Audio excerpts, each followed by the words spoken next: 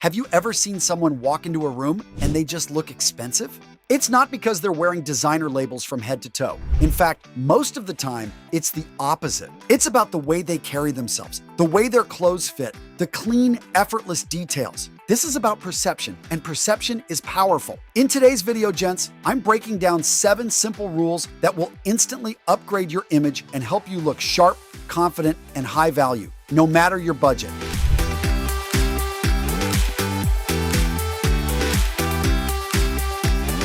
Rule number 1, fit over label.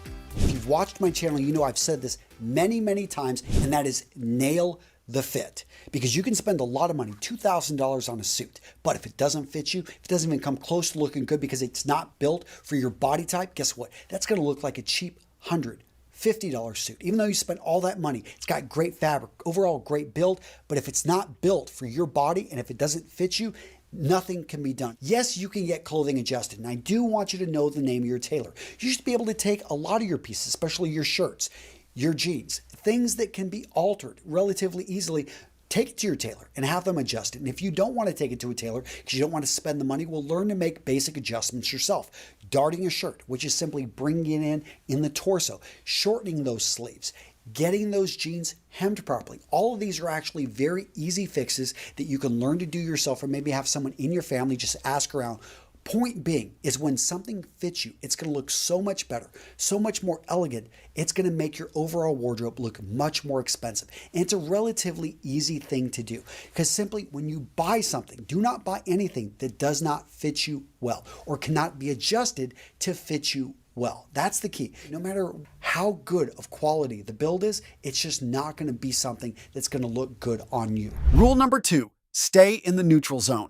Avoid anything that's bright, anything that's neon. Yeah, it may be in season, it may be in trend. You may even use it as a little bit of an accent piece, but understand that this is probably not going to stand the test of time. I'm a bigger fan of going for neutrals. Neutrals are going to be the colors that basically you build off of. Colors that don't always grab attention, but they're classic. We're talking black, gray, blues, whites, even browns and variations. You're going to find there's a wide variations of different tans, khakis, dark browns. Now, right with that, let's talk about monochromatic looks. So right here, you can see I've got relatively a monochromatic look. Light blue, dark blue, and there's actually variations of blue in this. Even in the pockets where I've got blue with a little bit of gray, a little bit of white. But I love monochromatic looks. A lot of guys I know they gravitate towards black. I do think gray is going to work better for most men. And gray over black is another tip I want to give. I think black is a bit overplayed, especially with suits and menswear. I think it's fine with black tie and with formal wear. But I do think if you're going to gravitate towards a suit in black, look at a charcoal gray. Look at a medium gray. I think that's going to be a lot more versatile in your wardrobe. And overall, in my opinion, is a more elegant, classic look in menswear. Rule number 3. Buy less, but buy better. Gentlemen, when you're buying something, you want to be thinking the long term. How is this going to fit into your wardrobe? Is this something you're going to wear? The most expensive clothing you'll ever buy is the clothing you never wear. You want to buy things that you're going to love. You want to buy things that are interchangeable, and you want to buy things which are going to last. I think it's better to own less items that you wear a lot more often, that stand up to the test of time, and are things eventually you'll have to retire, but those are always going to look better, especially when you take good care of them, versus things that you buy and are cheap to begin with. They never fit you properly. They're made from inferior materials, and they end up breaking and falling apart much quicker. And yeah, at the end of the day, you spent a lot of money that you ended up wasting on something that you never really liked. Rule number 4, grooming is non-negotiable. And let's start with your hands. Are your nails clean? Are they cut well? Are you biting your nails? If you've got that issue, guys, then I've got a whole nother video that I can recommend. And your hands, are they washed? Are they clean? Guys, these things are important, especially when you're putting your hands out there for a handshake with that person that's potentially going to give you a job or loan you money. Next up, let's look at your teeth. Look at yourself in the mirror. Do you have yellow teeth? Do you have stained teeth? Do you have teeth which are just really gnarly? If that's the case, perhaps you need to get them whitened. Perhaps you need to get them straightened. Next up, let's look at your shave. So if you're going to go with the scruffy look, if you're going to go with the stubble look, this works great whenever you're going on a date with a woman, because women have been shown to be attracted to this. But when it comes to projecting power to a business type of environment, you need to make a decision. You need to either go with a beard and make sure it's immaculately groomed, or go with a clean, completely shaven look Next up, let's talk about classic hairstyles. A lot of options out there. 3 of them that I highly recommend are going to be the classic crew cut, maybe check out a classic side part, and the classic quiff. Now, when it comes to products, you're going to see there's oftentimes a product with a shine like pomades, or you're going to have products like a clay that aren't going to really have any type of shine. I think that the shine is going to be a bit dressier, especially if you're going for maybe more of a slicked back type of hairstyle.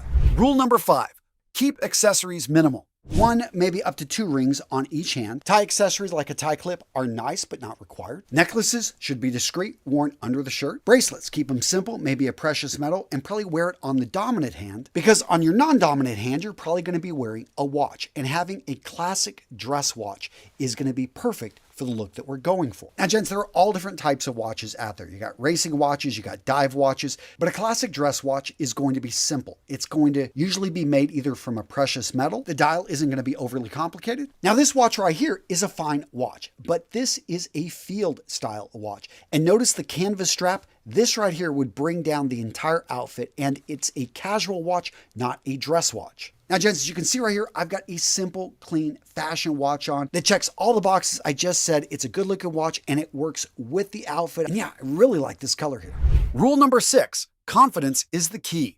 You've got to be confident. You've got to know what you stand for. You've got to have the courage to be the best dressed man in the room. And I'm not talking about always wearing a suit. I'm talking about wearing clothing which sends the message you want to send. So you've got to know what you stand for. You've got to know who and what you're about. Start off with small things. One thing I have just been in love with for the last year is actually finding signature fragrances that I absolutely love. It makes me feel better when I wear this particular fragrance. This other one right here, on a hot day like today, I want to wear a fragrance like this. Because at the end of the day, gents, I want you to become the man you know yourself to be. Now, really quick, gents, if you are a watch lover like me, you like talking about timepieces, you like learning more about watch history, gents, if that's you, you need to join our free community, Watch Lover. This community has over 1,000 members, guys just like you, talking about watches and sharing their knowledge. So if you've got something to teach, or if you just want to go through our free courses, gents, use the link in the description of today's video, go over to school and join our free community today. Rule number 7.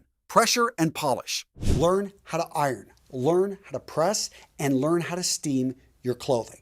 Now, I'm not saying you need to go out there and buy a steamer, but if you do, congratulations. That's going to save you a lot of time, a lot of hassle. You won't have to take your clothing as often to the cleaners, and that will save you money. But a lot of you guys, if you simply upgraded your iron, you looked for a steam iron. This one right here, notice how it's got like 50 to 70 small holes right here. This is a good base plate. Therefore, we're going to get a lot of steam coming out of this thing, and that's what you're looking for. Never put an iron onto a suit, but I can put this close to a hanging suit and I can have the steam coming out, and it will actually loosen up the wool and basically get rid of wrinkles. I can then use this directly onto cotton, which is when you want to basically iron a shirt. And when you're ironing a shirt, if you're not sure, always read the inside. It basically tells you what it's made out of. Right here on the iron, you want to set it to that exact setting. Point being is this is a relatively easy way to simply upgrade the look, because even if that suit cost a lot of money, that shirt cost $200, it's going to look like a cheap, wrinkled shirt unless you iron it. Learn how to shine your shoes. Guys, it's relatively simple. You buy some shoe shine, some wax, and you use an old t-shirt, and you got to put a little bit of work into polishing that in, getting that mirror shine, yep, so you can see yourself, you can see a little bit of reflection of the light. That's what you're shooting for. So many guys go out there and they buy nice shoes and they never take care of them. Now, I get it. If you're a busy guy, maybe once a week, you're going to go into a deep shine. I'm not saying you got to go for a mirror shine every time, but I am saying take care of your footwear, because the longer you take care, the better you take care of your shoes, the longer they're going to last you. So what video to watch next? Well, boom, I got you covered with this one. It is very relevant to what we just talked about. If you enjoyed today's video, you are going to love this video right here. Check it out. Solid video. Boom. Click it. Yeah, you're going to enjoy it.